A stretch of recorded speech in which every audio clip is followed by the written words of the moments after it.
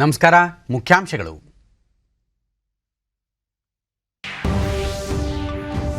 ವಿತ್ತೀಯ ಕೊರತೆಯಿಂದ ಅಭಿವೃದ್ಧಿ ಕಾಮಗಾರಿಗಳಿಗೆ ಹಿನ್ನಡೆ, ಸಿದ್ದರಾಮಯ್ಯ. ಆರ್ಥಿಕ ಶಿಸ್ತು ಪಾಲನೆಗೆ ಸರ್ಕಾರದ ಆದ್ಯತೆ, ಬಸವರಾಜ ಬೊಮ್ಮಾಯಿ.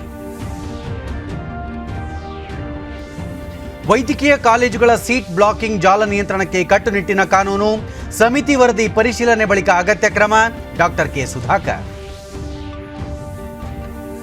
ರಾಜ್ಯದಲ್ಲಿ ಕೋವಿಡ್-19 ಪ್ರಕರಣ ಹೆಚ್ಚಳ ಹಿನ್ನೆಲೆ ಇಂದು ಸಂಜೆ ತಜ್ಞರು ಅಧಿಕಾರಿಗಳೊಂದಿಗೆ ಮುಖ್ಯಮಂತ್ರಿ ಬಿಎಸ್ ಯಡಿಯೂರಪ್ಪ ಸಮಾಲೋಚನೆ. ಪೆಟ್ರೋಲಿಯಂ ಉತ್ಪನ್ನಗಳು, ನೈಸರ್ಗಿಕ ಅನಿಲ, ಸರಕು ಸೇವೆಗಳನ್ನು ಜಿಎಸ್ಟಿ ವ್ಯಾಪ್ತಿಗೆ ತರುವ ಯಾವುದೇ ಪ್ರಸ್ತಾಪ ಸರ್ಕಾರದ ಮುಂದಿಲ್ಲ, ನಿರ್ಮಲಾ ಸೀತಾರಾಮನ್. ವಾರ್ತೆಗಳ ವಿವರ. ರಾಜ್ಯ ವಿಧಾನಮಂಡಲದ ಮುಂದುವರೆದ ಬಜೆಟ್ ಅಧಿವೇಶನದ ಭಾಗವಾಗಿ ಬೆಳಗ್ಗೆ ವಿಧಾನಸಭೆಯಲ್ಲಿ ಪ್ರಶ್ನೋತ್ತರ ಕಲಾಪ ಕೈಗೆತ್ತಿಕೊಳ್ಳಲಾಯಿತು. ಪ್ರಮುಖವಾಗಿ ಲೋಕೋಪಯೋಗಿ ಇಲಾಖೆಗೆ ಸಂಬಂಧಿಸಿದಂತೆ ಅನೇಕ ಸದಸ್ಯರು ಸರ್ಕಾರದ ಗಮನ ಸೆಳೆದರು. ನಿಗದಿತ ಅವಧಿಯಲ್ಲಿ ರಸ್ತೆ ಕಾಮಗಾರಿ ಪೂರ್ಣಗೊಳ್ಳದಿರುವುದು, ಹೆದ್ದಾರಿಗಳಲ್ಲಿ ಅನಗತ್ಯ ಟೋಲ್ ಪ್ಲಾಜಾಗಳ ಅಳವಡಿಕೆ ಸೇರಿದಂತೆ ಹಲವು ವಿಷಯಗಳ ಕುರಿತು ಪ್ರಸ್ತಾಪಿಸಲಾಯಿತು. ಲೋಕೋಪಯೋಗಿ ಸಚಿವರೂ ಆಗಿರುವ ಉಪಮುಖ್ಯಮಂತ್ರಿ ಗೋವಿಂದ ಕಾರಜೋಳ, ಕೋವಿಡ್-19 ಕಾರಣದಿಂದ ಅನೇಕ ರಸ್ತೆ ಕಾಮಗಾರಿಗಳನ್ನು ನಿಗದಿತ ಅವಧಿಯಲ್ಲಿ ಪೂರ್ಣಗೊಳಿಸಲು ಸಾಧ್ಯವಾಗಿಲ್ಲ. ಮುಂದಿನ ದಿನಗಳಲ್ಲಿ ಈ ಬಗ್ಗೆ ಸೂಕ್ತ ಕ್ರಮ ವಹಿಸಲಾಗುವುದು. ಆಯಾ ವರ್ಷ ರಸ್ತೆ ಕಾಮಗಾರಿಗಳಿಗೆ ನಿಗದಿಯಾಗಿರುವ ಅನುದಾನ ಕೂಡ ವಾಪಸ್ ಹೋಗುವುದಿಲ್ಲ ಎಂದು ಉತ್ತರಿಸಿದರು. ಹೆದ್ದಾರಿಗಳಲ್ಲಿ 60 ಕಿಲೋಮೀಟರ್ಗೆ ಒಂದರಂತೆ ಟೋಲ್ ಪ್ಲಾಜಾ ಇರಬೇಕೆಂಬುದು ನಿಯಮ. ಆದರೆ ತುಮಕೂರು ಜಿಲ್ಲೆಯಲ್ಲಿ 25 ಕಿಲೋಮೀಟರ್ ಅಂತರದಲ್ಲಿ 2 ಟೋಲ್ ಪ್ಲಾಜಾ ಇರುವ ಬಗ್ಗೆ ಪ್ರತಿಪಕ್ಷದ ಸದಸ್ಯರಾದ ಡಾಕ್ಟರ್ ಜಿ ಪರಮೇಶ್ವರ್ ಪ್ರಶ್ನಿಸಿದರು. ಇದಕ್ಕೆ ಉತ್ತರಿಸಿದ ಗೋವಿಂದ ಕಾರಜೋಳ, ಮಳವಳ್ಳಿ ಪಾವಗಡ ನಡುವೆ 200 ಕಿಲೋಮೀಟರ್ ಅಂತರದಲ್ಲಿ 3 ಟೋಲ್ ಪ್ಲಾಜಾಗಳು ಹಾಗೂ ಮಾಗಡಿ, ತುಂಬಾಡಿ, ಕೊರಟಗೆರೆ, ಪಾವಗಡ ನಡುವೆ 2 ಟೋಲ್ಗಳಿವೆ.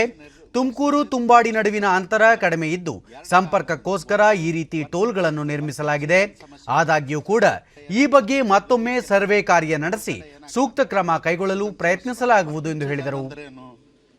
ಉಳಿದಂತೆ ಅಂಗನವಾಡಿ ಶಾಲೆಗಳು ಮತ್ತು ವಸತಿ ನಿಲಯಗಳ ಕಟ್ಟಡ ನಿರ್ಮಾಣ 2019ರಲ್ಲಿನ ಬೆಳೆ ಹಾನಿ ನೀಡುವ ಕುರಿತು ಹಾಗೂ ವಸತಿ ಸಮುಚ್ಚಯ ಮತ್ತು ಧಾರ್ಮಿಕ ದತ್ತಿ ಇಲಾಖೆಗೆ ಸಂಬಂಧಿಸಿದ ಕೆಲ ಪ್ರಶ್ನೆಗಳಿಗೆ ಸಂಬಂಧಿಸಿದ ಸಚಿವರು ಉತ್ತರ ನೀಡಿದರು. ತಾವು ಯಾವುದೇ ಆತಂಕ ಪಡ್ತಕ್ಕಂಥ ಕಾರಣ ಇಲ್ಲ.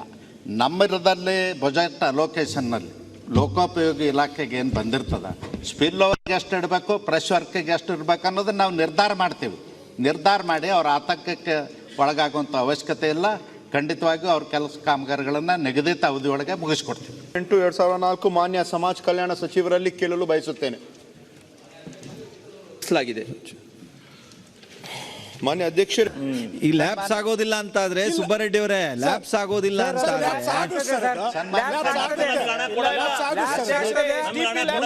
ಒಂದ್ ನಿಮಿಷ, ಕಾರಜೋಳ ಅವರು, ಅದು ಲ್ಯಾಬ್ಸ್ ಆಗೋ ಗ್ರಾಂಟ್ SDP ಅಂತ ಲ್ಯಾಬ್ಸ್ ಆಗೋ ಗ್ರಾಂಟಿಗೆ ಸನ್ಮಾನ್ಯ ಸಭಾಧ್ಯಕ್ಷ, ನಾವು ಸ್ಪೆಷಲ್ ಡೆವಲಪ್ಮೆಂಟ್ ಪ್ಲಾನ್ ನಂಜುಂಡಪ್ಪ ವರದಿ ಆಧಾರದ ಮೇಲೆ ಏನು ಸ್ಪೆಷಲ್ ಡೆವಲಪ್ಮೆಂಟ್ ಪ್ಲಾನ್ ಮಾಡಿದ್ವಿ, ಅದರಲ್ಲೂ ಕೂಡ ಸ್ಪಿಲ್ ಓವರ್ ವರ್ಕ್ ಇರ್ತದೆ. ಸ್ಪಿಲ್ ಓವರ್ ವರ್ಕಿಗೆ ಅದಕ್ಕೆ ಅವರು ಕಾರಣ ಕೊಡೋದು. ಬಳಿಕ ಆಯವ್ಯಯದ ಮೇಲೆ ಚರ್ಚೆ ಆರಂಭಿಸಿದ ವಿರೋಧ ಪಕ್ಷದ ನಾಯಕ ಸಿದ್ದರಾಮಯ್ಯ, 2004-05ರ ನಂತರ ಮೊದಲ ಬಾರಿಗೆ ಆದಾಯ ಕೋತಾ ಬಜೆಟ್ ಮಂಡಿಸಲಾಗಿದೆ. ಸಾಲ ಪಡೆದು ವಿತ್ತೀಯ ಕೊರತೆ ತುಂಬಿಸುವ ಪರಿಸ್ಥಿತಿ ನಿರ್ಮಾಣವಾಗಿದೆ. ಇಂತಹ ಸಂದರ್ಭದಲ್ಲಿ ಅಭಿವೃದ್ಧಿ ಕಾಮಗಾರಿಗಳನ್ನು ಕೈಗೊಳ್ಳಲು ಸಾಧ್ಯವೇ ಎಂದು ಆಡಳಿತ ಪಕ್ಷವನ್ನು ಪ್ರಶ್ನಿಸಿದರು. ಆಯವ್ಯಯವನ್ನು ಮಂಡಿಸಬೇಕಾದಂಥ ಅನಿವಾರ್ಯತೆ ನಿರ್ಮಾಣ ಆಯಿತು ಅಂತಕ್ಕಂಥ ಮಾತನ್ನು ಹೇಳಿದ್ದಾರೆ.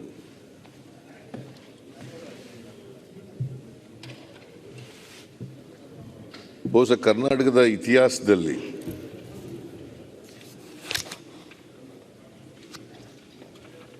ಯಾವತ್ತೂ ಕೂಡ ಸುಮಾರು 2004-05ರಿಂದ ಇವತ್ತಿನವರೆಗೆ ರೆವಿನ್ಯೂ ಕೋತಾ, ರೆವಿನ್ಯೂ ಡಿಫಿಸಿಟ್ ಆಗಿರ್ತಕ್ಕಂಥ ಆಯವ್ಯಯ ಯಾವ ಕಾಲದಲ್ಲೂ ಕೂಡ ಮಂಡನೆ ಆಗಿರಲಿಲ್ಲ.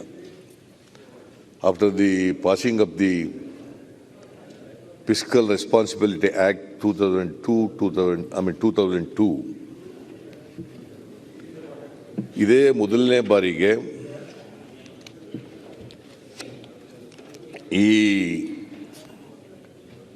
ಕರೆಂಟ್ ಫಿಸ್ಕಲ್ ಇಯರ್ ಮತ್ತು ಮುಂದಿನ ವರ್ಷಕ್ಕೆ 21-22ಕ್ಕೆ ಕೋತಾ budget revenue deficit budget for the first time after 2004-05 ಮಂಡನೆ ಆಗಿರ್ತಕ್ಕಂಥದ್ದು.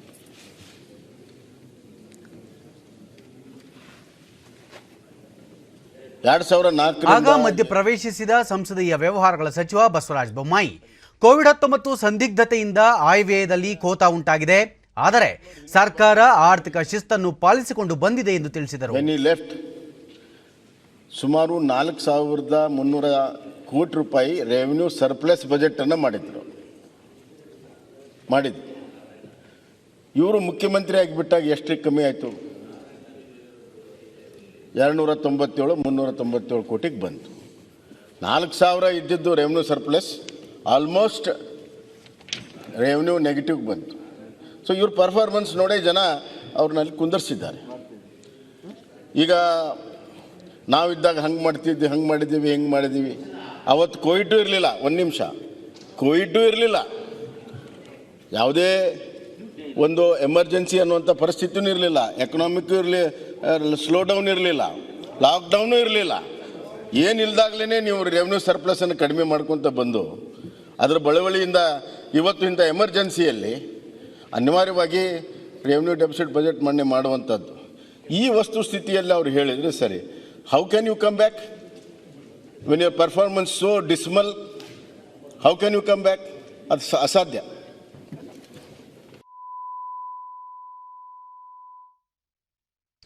ವಿಧಾನ ಪರಿಷತ್ ಕಲಾಪ ಆರಂಭವಾಗುತ್ತಿದ್ದಂತೆಯೇ ಸಭಾಪತಿ ಬಸವರಾಜ ಹೊರಟ್ಟಿ ಪ್ರಶ್ನೋತ್ತರ ಕಲಾಪಕ್ಕೆ ಅನುವು ಮಾಡಿಕೊಟ್ಟರು.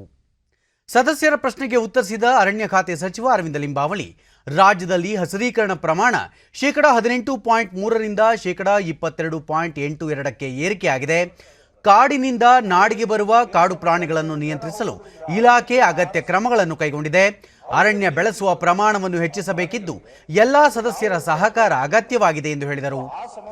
ರಾಜ್ಯದಲ್ಲಿ ಕಾಡ್ಗಿಚ್ಚು ನಿಯಂತ್ರಿಸಲು ಇಲಾಖೆಯ ಸಿಬ್ಬಂದಿ ಕಾರ್ಯೋನ್ಮುಖವಾಗಿದ್ದು ಅನಾವಶ್ಯಕವಾಗಿ ಕಾಡಿಗೆ ಬೆಂಕಿ ಹಚ್ಚುವುದು ಅಪರಾಧವಾಗಿದೆ.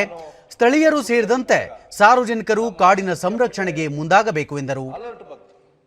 ಹಾವೇರಿ ಜಿಲ್ಲೆಯಲ್ಲಿ 2 ಕಡೆಗೆ ಬೆಂಕಿ ಕಾಣಿಸ್ಕೊಳ್ತಾ ಇದೆ ಅಂತ ತಕ್ಷಣ ಹೋಗಿ ಅಲರ್ಟ್ ಇದ್ದಾರೆ ನಮ್ಮ ಆಫೀಸರ್ಸ್. ತಕ್ಷಣ ಹೋಗಿ ಅದು ಒಂದು ಹೊಲದಲ್ಲಿ ಬಂದಿದ್ದ ಅಲರ್ಟ್ ಬಂತು, ಇನ್ನೊಂದು ಅರಣ್ಯ ಪ್ರದೇಶದಲ್ಲಿ ಇರೋ ಅಲರ್ಟ್ ಬಂತು. ತಕ್ಷಣ ಹೋಗಿ ಅದನ್ನು ನಂದಿಸಿದ್ದಾರೆ. ಸೊ ಅಲರ್ಟ್ನೆಸ್ ಇದೆ.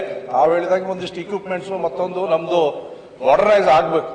ಆ ನಿಮಿತ್ತವಾಗಿ ಫೈನಾನ್ಸ್ ಡಿಪಾರ್ಟ್ಮೆಂಟ್ಗೆ ಅದೆಲ್ಲ ಸಂಗತಿಗಳನ್ನು ಚರ್ಚೆ ಮಾಡಿದ್ದೀವಿ. ಕೆಲವೊಂದಿಷ್ಟು ಒಪ್ಕೊಂಡಿದ್ದಾರೆ, ಇನ್ನೊಂದಿಷ್ಟು ಬೇಕಾಗಿದೆ ನಮಗೆ.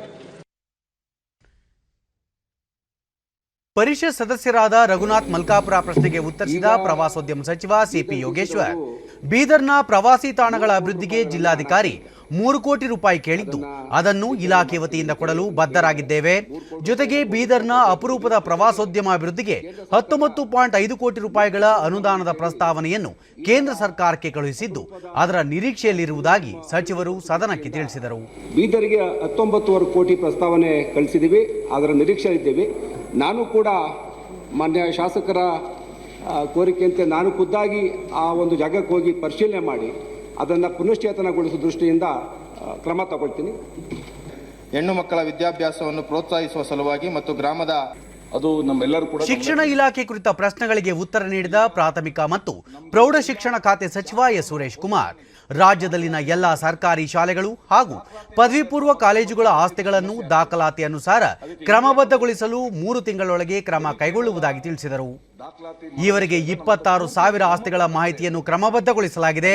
ಕ್ಷೇತ್ರ ಶಿಕ್ಷಣಾಧಿಕಾರಿಗಳ ಉಸ್ತುವಾರಿಯಲ್ಲಿ ಬಾಕಿ ಇರುವ ಆಸ್ತಿಗಳ ವಿವರ ಪಡೆದು ಕ್ರಮಬದ್ಧಗೊಳಿಸಲಾಗುವುದು ಎಂದರು. 1995ರಿಂದ 2000ರ ನಡುವೆ ಆರಂಭವಾಗಿರುವ ಅನುದಾನ ರಹಿತ ಶಾಲಾ ಕಾಲೇಜುಗಳನ್ನು ಅನುದಾನಕ್ಕೆ ಒಳಪಡಿಸಲು ಆರ್ಥಿಕ ಇಲಾಖೆಯೊಂದಿಗೆ ಚರ್ಚೆ ನಡೆಸಲಾಗುತ್ತಿದ್ದು ಆದ್ಯತೆ ಮೇರೆಗೆ ಕ್ರಮ ಕೈಗೊಳ್ಳಲಾಗುವುದು ಎಂದು ಸಚಿವರು ಸದನಕ್ಕೆ ಭರವಸೆ ನೀಡಿದರು. ಕಟ್ಟಡ ಇದೆ, ಎಲ್ಲನೂ ಕೂಡ ನಾವು ಇವತ್ತು ಮಾಹಿತಿ ತಗೊಳ್ತಾ ಇದ್ದೀವಿ. ಹೆಚ್ಚು ಕಡಿಮೆ 26,000 ಕಟ್ಟಡಗಳ ಮಾಹಿತಿ ಇವತ್ತು ನಮಗೆ ಈ ಸಾಫ್ಟ್ವೇರಲ್ಲಿ ಲಭಿಸಿದೆ. ಬರುವ 3 ತಿಂಗಳಲ್ಲಿ ಈ ಎಲ್ಲ ದಾಖಲೆಗಳು ತಗೊಂಡು ನಾವು ದಾಖಲಾತಿನ ಒಂದು ಅಧಿಕೃತವಾಗಿ ಸಕ್ರಮ ನಾವು ಮಾಡ್ತೀವಿ. ಪೂರ್ತಿ ದಾಖಲಾತಿ ನಮ್ಮ ಶಾಲೆಗಳ ಆಸ್ತಿ ಬಗ್ಗೆ ನಮ್ಮ ಹತ್ರ ಇರುತ್ತೆ ಅಂತ ಇಷ್ಟಪಡ್ತೀವಿ.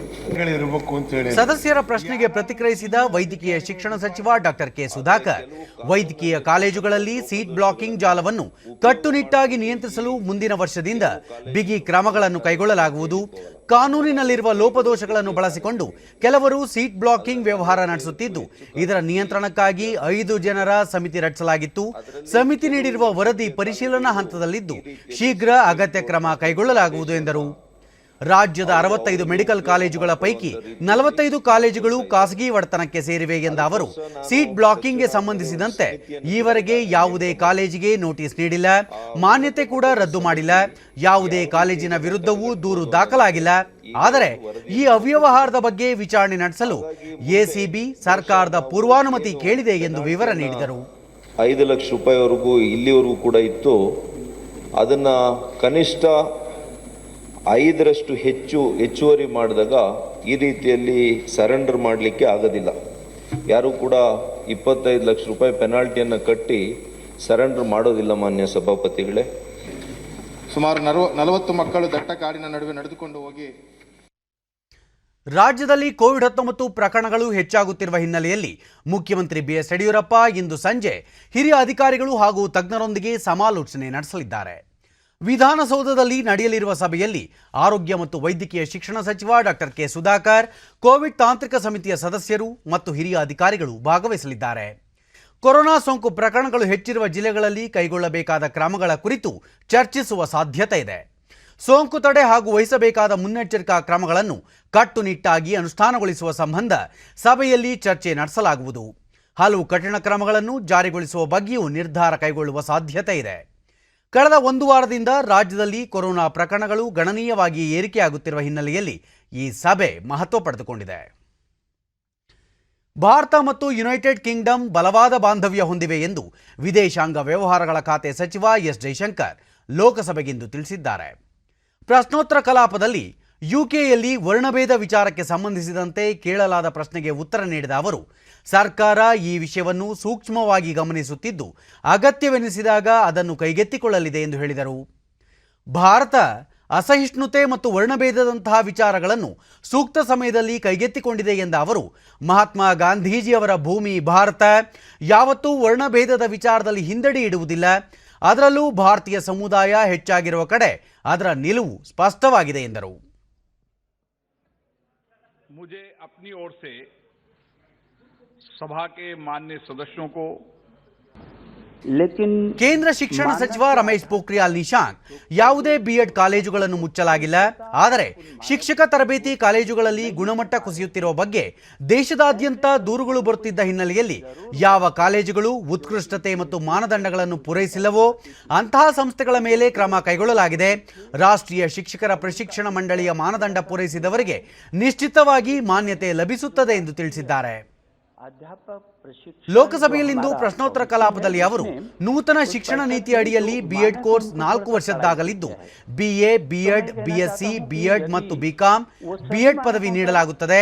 ಈ ಸಂಸ್ಥೆಗಳು 2030ರವರೆಗೆ ಚರಣಬದ್ಧವಾಗಿ ನಡೆಯಲಿದೆ. ಆ ಸಂಸ್ಥೆಗಳನ್ನು ಮುಚ್ಚುವ ನಿರ್ಧಾರ ಮಾಡಲಾಗಿಲ್ಲ ಎಂದು ವಿವರ ನೀಡಿದರು. ಪೂರಕ ಪ್ರಶ್ನೆಗೆ ಉತ್ತರ ನೀಡಿದ ನಿಶಾಂಕ್, ಕೊರೋನಾ ಕಾಲದಲ್ಲಿ ಆನ್ಲೈನ್ ಮೂಲಕವೂ ಶಿಕ್ಷಕರ ತರಬೇತಿ ಕಾರ್ಯಕ್ರಮ ಮುಂದುವರೆದಿದೆ ಎಂದು ತಿಳಿಸಿದರು. 2030 तक लगातार चरणबद्ध तरीके से होगा और उन संस्थानों को अभी बंद करने का कोई ऐसा निर्णय नहीं है. अध्यक्ष जी को बताना चाहूंगा, ಹಣಕಾಸು ಮತ್ತು ಸಾಂಸ್ಥಿಕ ವ್ಯವಹಾರಗಳ ಖಾತೆ ರಾಜ್ಯ ಸಚಿವ ಅನುರಾಗ್ ಸಿಂಗ್ ಠಾಕೂರ್, ಜೀವ ವಿಮಾ ನಿಗಮ ಎಲ್ಐಸಿಯನ್ನು ಖಾಸಗೀಕರಣ ಮಾಡಲಾಗಿಲ್ಲ ಎಂದು ಸ್ಪಷ್ಟಪಡಿಸಿದರು. ಸರ್ಕಾರ ಐಪಿಒನಲ್ಲಿ ಪಾರದರ್ಶಕತೆ ತಂದಿದೆ ಎಂದು ಹೇಳಿದರು. ಎಲ್ಐಸಿಯಲ್ಲಿ ಐಪಿಒ ಹೂಡಿಕೆ ಹೆಚ್ಚಿಸಲಿದೆ. ಷೇರುದಾರರ ಪಾಲಿನ ಕುರಿತಂತೆ ನಂತರ ನಿರ್ಧಾರ ಕೈಗೊಳ್ಳಲಾಗುವುದು ಎಂದರು. ಐಪಿಒ ದೇಶಕ್ಕೆ ಮತ್ತು ಷೇರುದಾರರಿಗೆ ಉಪಯುಕ್ತವಾಗಲಿದೆ ಎಂದು ಸಚಿವರು ತಿಳಿಸಿದರು.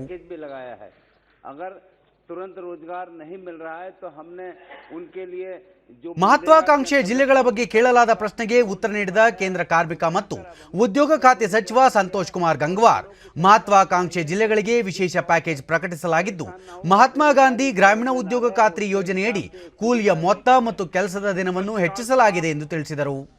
ಪ್ರಶ್ನೋತ್ತರ ಕಲಾಪದ ತರುವಾಯ ಸ್ಪೀಕರ್ ಓಂ ಬಿರ್ಲಾ ವಿಧೇಯಕ ಮಂಡನೆಗೆ ಅವಕಾಶ ನೀಡಿದರು. मैंने स्थगन प्रस्ताव की किसी भी सूचना के लिए अनुमति प्रदान नहीं की गई है. Item number 12 Prahlad Joshi ji. Sir, with your permission. ಸಂಸದೀಯ ಮತ್ತು ಗಣಿ ಖಾತೆ ಸಚಿವ ಪ್ರಹ್ಲಾದ್ ಜೋಶಿ ಗಣಿ ಮತ್ತು ಖನಿಜ ಅಭಿವೃದ್ಧಿ ಮತ್ತು ನಿಯಂತ್ರಣ ಕಾಯ್ದೆ 1957 ತಿದ್ದುಪಡಿ ಮಾಡುವ ಸಲುವಾಗಿ ವಿಧೇಯಕ ಮಂಡಿಸಿದರು. प्रश्नकाल समाप्त. माननीय सदस्यगण, मुझे कुछ विषयों पर स्थगन प्रस्ताव की सूचनाएं प्राप्त हुई है. मैंने स्थगन प्रस्ताव की किसी भी सूचना के लिए अनुमति प्रदान नहीं की गई है. Item number 12 Prahlad Joshi ji. Sir, amendment bill. Congress ಸದಸ್ಯ ಶಶಿ ತರೂರ್ ಒಕ್ಕೂಟ ವ್ಯವಸ್ಥೆಯ ಉಲ್ಲಂಘನೆ ಸೇರಿದಂತೆ 3 ಅಂಶಗಳ ಮೇಲೆ ಮಸೂದೆ ಮಂಡನೆಗೆ ಆಕ್ಷೇಪ ವ್ಯಕ್ತಪಡಿಸಿದರು. As it assigns the responsibility of issuing an adoption order to a district magistrate rather than the civil court. An adoption order under 61 of the Principal Act requires a deliberation on the welfare of the child, creates legal rights for the child and the adopted parents. Thus, it has to be a civil court that's a suitable authority to be dealing with this process. Second said further violates the constitutional principle of separation of powers by providing for appeals against it, which would also warrant reconsideration in addition to the constitutional provisions I have mentioned today, sir. Thank you, Mr. Speaker. Speaker, sir, I think that it would be a great disservice to this bill if it is only looked myopically from the instances that ಇದಕ್ಕೆ ಸಮಜಾಯಿಷಿ ನೀಡಿದ ಪ್ರಹ್ಲಾದ್ ಜೋಶಿ ಆಕ್ಷೇಪಣೆಗಳು ಶಾಸಕಾಂಗ ಸಾಮರ್ಥ್ಯದ ಆಧಾರದ ಮೇಲೆ ಮಾತ್ರ ಇರಬೇಕಾಗುತ್ತದೆ, ಅಭಿವೃದ್ಧಿ ಮತ್ತು ನಿಯಂತ್ರಣ ಕೇಂದ್ರದ ವ್ಯಾಪ್ತಿಗೆ ಬರುತ್ತದೆ ಎಂದು ತಿಳಿಸಿದರು. ನಂತರ ಮಹಿಳಾ ಮತ್ತು ಮಕ್ಕಳ ಅಭಿವೃದ್ಧಿ ಖಾತೆ ಸಚಿವೆ ಸ್ಮೃತಿ ಇರಾನಿ ಬಾಲಾರೋಪಿಗಳ ನ್ಯಾಯ ಮಕ್ಕಳ ಕಾಳಜಿ ಮತ್ತು ಸಂರಕ್ಷಣೆ ತಿದ್ದುಪಡಿ ವಿಧೇಯಕ 2021 ಮಂಡಿಸಿದರು. ಈ ನೂತನ ಮಸೂದೆಯು 2015ರ ಕಾಯ್ದೆಯಲ್ಲಿ ಕೆಲವು ತಿದ್ದುಪಡಿ ಮಾಡಲು ಬಯಸಿದ್ದು, ಇದರಲ್ಲಿ ಜಿಲ್ಲಾಧಿಕಾರಿಗಳಿಗೆ ಮತ್ತು ಹೆಚ್ಚುವರಿ ಜಿಲ್ಲಾಧಿಕಾರಿಗಳಿಗೆ ದತ್ತು ಸ್ವೀಕಾರ ಆದೇಶ ನೀಡುವ ಅಧಿಕಾರ ನೀಡುತ್ತದೆ. ಇದು ಹೊಣೆಗಾರಿಕೆ ಹೆಚ್ಚಿಸಲಿದ್ದು ಪ್ರಕರಣಗಳ ಶೀಘ್ರ ವಿಲೇವಾರಿಗೆ ನೆರವಾಗಲಿದೆ ಎಂದರು. Additionally, sir, the Child Welfare Committee is being empowered with regards to qualifications of those who seek to serve in such a committee. In totality, sir, this is an amendment which helps better protect our children, and I would appeal through you, sir, to the honourable member to support the same. ಇದೇ ವೇಳೆ ಬಂದರು ಮತ್ತು ಹಡಗು ಖಾತೆ ರಾಜ್ಯ ಸಚಿವ ಮನ್ಸುಖ್ ಮಾಂಡವಿಯ ಪಥದರ್ಶನಕ್ಕೆ ಸಾಗರ ನೆರವು ವಿಧೇಯಕ 2021 ಸದನದಲ್ಲಿ ಮಂಡಿಸಿದರು. Navigation Bill 2021 to provide for the development, maintenance and management of aid to navigation in India, for training and certifications of the operators of the aids to navigation, development of its historical, educational and cultural values, to assure compliance with the obligations under the maritime treaties and international instruments to which India is a party, and for matters concerned therewith to incidental. ಕಚ್ಚಾ petroleum, petrol, diesel ಮತ್ತು ವಾಯುಯಾನ turbine ಇಂಧನ, ನೈಸರ್ಗಿಕ ಅನಿಲವನ್ನು ಸರಕು ಮತ್ತು ಸೇವೆಗಳ ತೆರಿಗೆ ಜಿಎಸ್ಟಿ ವ್ಯಾಪ್ತಿಗೆ ತರುವ ಯಾವುದೇ ಪ್ರಸ್ತಾಪ ಸರ್ಕಾರದ ಮುಂದಿಲ್ಲ ಎಂದು ಕೇಂದ್ರ ಸರ್ಕಾರ ಸ್ಪಷ್ಟಪಡಿಸಿದೆ. ಲೋಕಸಭೆಗೆ ಇಂದು ನೀಡಿದ ಲಿಖಿತ ಉತ್ತರದಲ್ಲಿ ಹಣಕಾಸು ಮತ್ತು ಸಾಂಸ್ಥಿಕ ವ್ಯವಹಾರಗಳ ಖಾತೆ ಸಚಿವೆ ನಿರ್ಮಲಾ ಸೀತಾರಾಮನ್ ಈ ವಿಷಯ ಸ್ಪಷ್ಟಪಡಿಸಿದ್ದು, ಜಿಎಸ್ಟಿ ಮಂಡಳಿ ಈ ಸರಕುಗಳನ್ನು ಸೇರ್ಪಡೆ ಮಾಡಿಕೊಳ್ಳಲು ಶಿಫಾರಸು ಮಾಡಿಲ್ಲ ಎಂದು ತಿಳಿಸಿದ್ದಾರೆ. ಆದಾಯದ ಮೇಲಾಗುವ ಪರಿಣಾಮ ಸೇರಿದಂತೆ ಸೂಕ್ತ ಅಂಶಗಳನ್ನು ಗಮನದಲ್ಲಿಟ್ಟುಕೊಂಡು ಸೂಕ್ತ ಸಮಯದಲ್ಲಿ ಜಿಎಸ್ಟಿ ಮಂಡಳಿ ಈ ಸರಕುಗಳನ್ನು ಸೇರ್ಪಡೆ ಮಾಡುವ ಕುರಿತಂತೆ ನಿರ್ಧಾರ ಕೈಗೊಳ್ಳಲಿದೆ ಎಂದು ನಿರ್ಮಲಾ ಸೀತಾರಾಮನ್ ತಿಳಿಸಿದ್ದಾರೆ. ಈ ಮಧ್ಯೆ ಲೋಕಸಭೆಯಲ್ಲಿ ಪೂರಕ ಪ್ರಶ್ನೆಯೊಂದಕ್ಕೆ ಉತ್ತರ ನೀಡಿದ ಹಣಕಾಸು ಖಾತೆ ರಾಜ್ಯ ಸಚಿವ ಅನುರಾಗ್ ಸಿಂಗ್ ಠಾಕೂರ್, ಡೀಸೆಲ್ ಮತ್ತು ಪೆಟ್ರೋಲ್ ಬೆಲೆ ಏರಿಕೆ ತಡೆಯಲು ಕೇಂದ್ರ ಮತ್ತು ರಾಜ್ಯ ಸರ್ಕಾರಗಳು ಒಗ್ಗೂಡಿ ಶ್ರಮಿಸಲಿವೆ ಎಂದು ತಿಳಿಸಿದರು. ಪೆಟ್ರೋಲಿಯಂ ಉತ್ಪನ್ನಗಳ ಮೇಲಿನ ತೆರಿಗೆಯನ್ನು ಕಡಿಮೆ ಮಾಡುವಂತೆ ರಾಜ್ಯ ಸರ್ಕಾರಗಳನ್ನು ಒತ್ತಾಯಿಸಿದ ಅವರು, ರಾಜ್ಯ ಸರ್ಕಾರಗಳು ಬೆಲೆ ಕಡಿತಗೊಳಿಸಿದ ನಂತರ ಕೇಂದ್ರವು ಈ ಸಂಬಂಧ ನಿರ್ಧಾರ ಕೈಗೊಳ್ಳುತ್ತದೆ ಎಂದು ಹೇಳಿದರು. ಪೆಟ್ರೋಲಿಯಂ ಉತ್ಪನ್ನಗಳನ್ನು ಜಿಎಸ್ಟಿ ವ್ಯಾಪ್ತಿಗೆ ತರಬೇಕು ಎಂದು ಸದನದ ಸದಸ್ಯರು ಅಭಿಪ್ರಾಯಪಡುವುದಾದರೆ ತಮ್ಮ ತಮ್ಮ ರಾಜ್ಯ ಸರ್ಕಾರಗಳಿಗೆ ಈ ವಿಷಯವನ್ನು ಜಿಎಸ್ಟಿ ಮಂಡಳಿ ಸಭೆಯಲ್ಲಿ ಚರ್ಚಿಸುವಂತೆ ಒತ್ತಾಯಿಸಲು ಮನವಿ ಮಾಡಿದರು.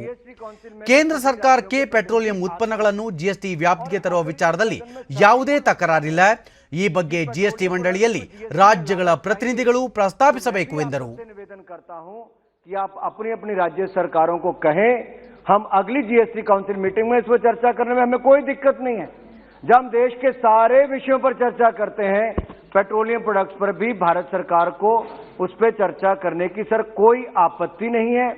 केवल इतना है, खुले मन के साथ आप आए, विचार करें, हम इकट्ठे मिलकर निर्णय लेने के लिए तैयार हैं। ಕೋವಿಡ್-19ರಿಂದ ಪತ್ರಕರ್ತರು ಮೃತಪಟ್ಟ ಪ್ರಕರಣಗಳಲ್ಲಿ ತಲಾ 5 ಲಕ್ಷ ರೂಪಾಯಿ ಆರ್ಥಿಕ ನೆರವು ನೀಡಲು ಕೇಂದ್ರ ಸರ್ಕಾರ ಅನುಮೋದನೆ ನೀಡಿದೆ ಎಂದು ವಾರ್ತಾ ಮತ್ತು ಪ್ರಸಾರ ಖಾತೆ ಸಚಿವ ಪ್ರಕಾಶ್ ಜಾವಡೇಕರ್ ತಿಳಿಸಿದ್ದಾರೆ. ಲೋಕಸಭೆಗಿಂದು ನೀಡಿರುವ ಲಿಖಿತ ಉತ್ತರದಲ್ಲಿ ಅವರು ಪತ್ರಕರ್ತರ ಕಲ್ಯಾಣ ಯೋಜನೆ ಅಡಿಯಲ್ಲಿ ಈ ಆರ್ಥಿಕ ನೆರವು ನೀಡಲು ವಿಶೇಷ ಅವಕಾಶ ಕಲ್ಪಿಸಲಾಗಿದೆ. ಈ ಸಂಬಂಧ 2020ರ ಏಪ್ರಿಲ್ 22ರಂದು ಸಚಿವಾಲಯ ಸೂಚನೆ ನೀಡಿದೆ ಎಂದು ತಿಳಿಸಿದ್ದಾರೆ.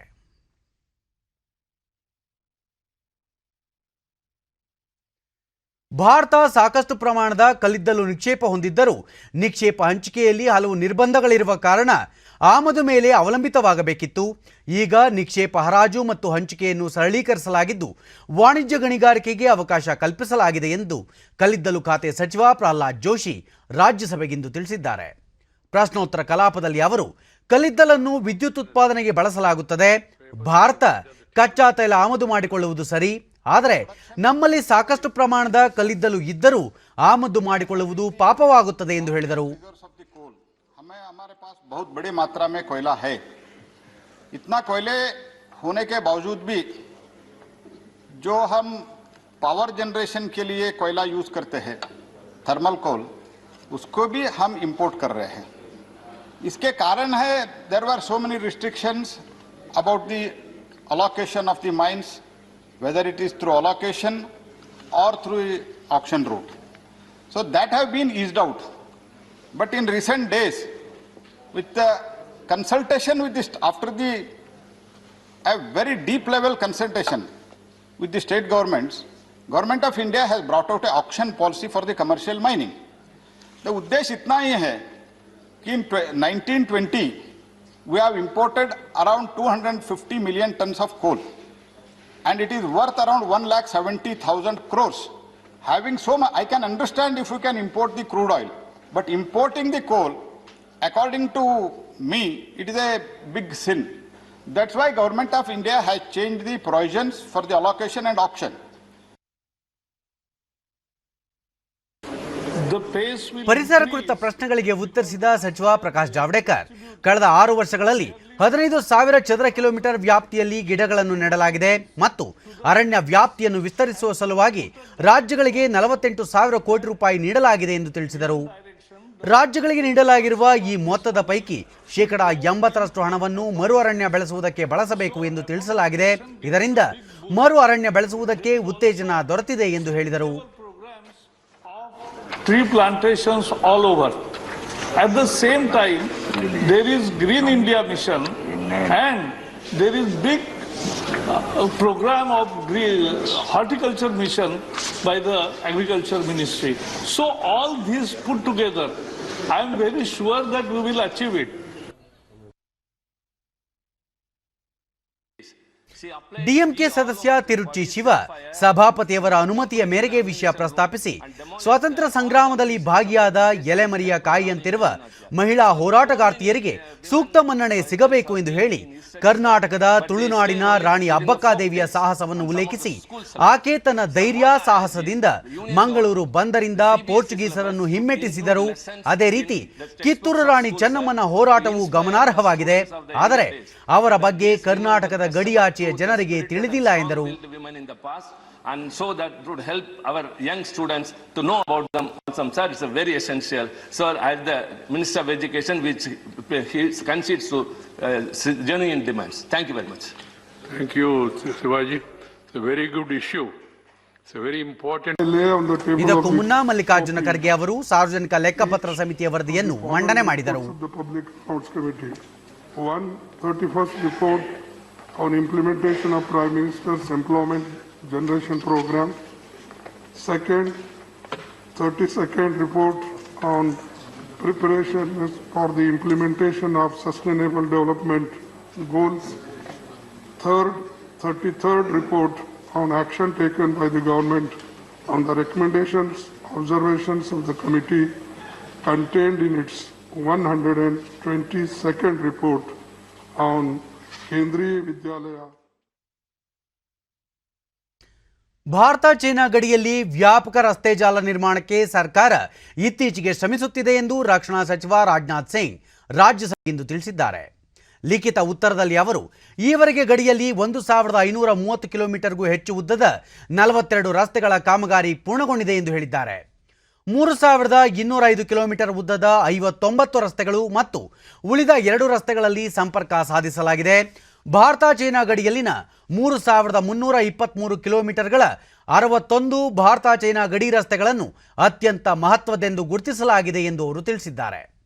ಭಾರತ ಚೈನಾ ಗಡಿಯಲ್ಲಿ 19 ರಸ್ತೆಗಳ ಕಾಮಗಾರಿ ಪ್ರಗತಿಯಲ್ಲಿದ್ದು 2023ರ ಹೊತ್ತಿಗೆ ಪೂರ್ಣಗೊಳ್ಳಲಿದೆ ಎಂದು ರಾಜನಾಥ್ ಸಿಂಗ್ ತಿಳಿಸಿದ್ದಾರೆ. ಸಂಸತ್ ಭವನದ ಆವರಣದಲ್ಲಿಂದು ಕೇಂದ್ರ ಸರ್ಕಾರದ ಆರೋಗ್ಯ ಯೋಜನೆ ಸಿಜಿಎಚ್ಎಸ್ ಕೇಂದ್ರವನ್ನು ಲೋಕಸಭಾ ಸ್ಪೀಕರ್ ಓಂ ಬಿರ್ಲಾ ಉದ್ಘಾಟಿಸಿದರು. ಈ ಸಂದರ್ಭದಲ್ಲಿ ಸಂಸದೀಯ ವ್ಯವಹಾರಗಳ ಸಚಿವ ಪ್ರಹ್ಲಾದ್ ಜೋಶಿ, ಆರೋಗ್ಯ ಸಚಿವ ಡಾಕ್ಟರ್ ಹರ್ಷವರ್ಧನ್ ಸೇರಿದಂತೆ ಹಲವರು ಉಪಸ್ಥಿತರಿದ್ದರು. ಸಿಜಿಎಚ್ಎಸ್ ಆರೋಗ್ಯ ಕೇಂದ್ರದಿಂದ ಸಂಸದರು, ಅಧಿಕಾರಿಗಳು ಅಗತ್ಯ ಸಂದರ್ಭದಲ್ಲಿ ವೈದ್ಯಕೀಯ ಸೌಲಭ್ಯ ಪಡೆಯಲು ಸಹಕಾರಿಯಾಗಲಿದೆ.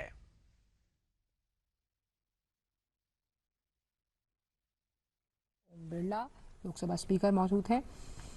बेहतर स्वास्थ्य सेवाओं के लिए जिसके जरिए आप अपने स्वास्थ्य का ख्याल रख सकते हैं, उसी तरह के कैंप का उद्घाटन आज ओम बिरला इस वक्त फीता काटते हुए संसद भवन परिसर में सीजीएचएस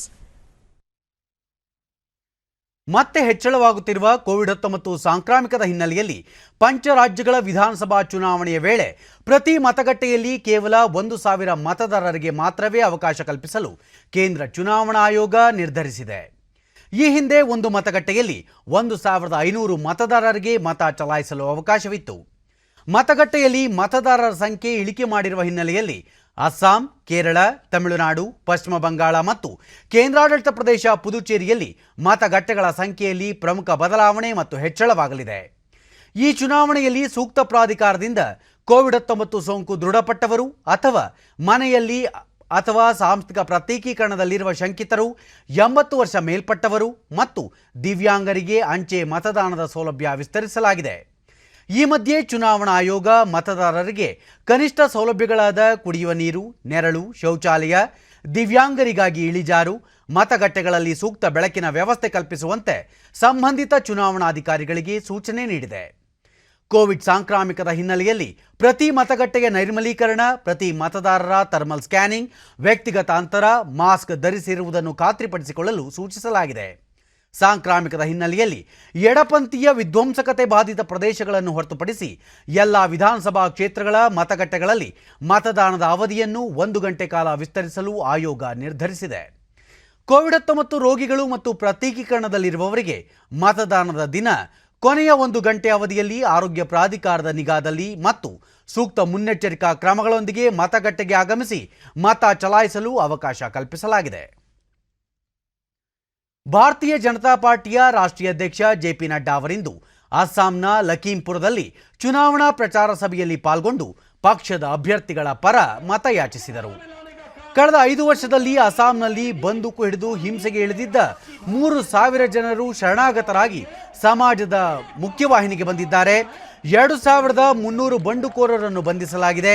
ಈ ಮೂಲಕ ಪ್ರಧಾನಿ ನರೇಂದ್ರ ಮೋದಿ ಮತ್ತು ಕೇಂದ್ರ ಗೃಹ ಸಚಿವ ಅಮಿತ್ ಶಾ ಅವರ ಮಾರ್ಗದರ್ಶನದಲ್ಲಿ ಸರ್ಬಾನಂದ ಸೋನೋವಾಲ್ ಅಸ್ಸಾಂನಲ್ಲಿ ಶಾಂತಿ ನೆಲೆಗೊಳಿಸುವಂತೆ ಮಾಡಿದ್ದಾರೆ ಎಂದು ಹೇಳಿದರು.